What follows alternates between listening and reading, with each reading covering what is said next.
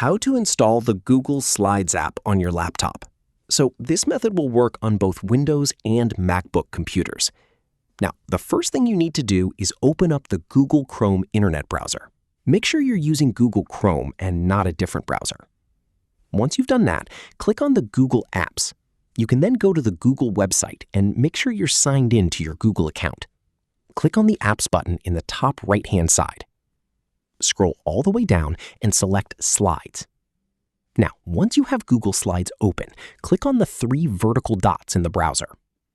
Scroll down to Cast, Save, and Share, and then click on Install Page as App. Now, give the app a name and press Install. As you can see, it will now install Google Slides as its own application. So even when I close the internet browser, you can see that Google Slides stays open. Now, to open it again in the future, you can open up your Start menu. You can then search for Slides, and you can open the app directly from your laptop.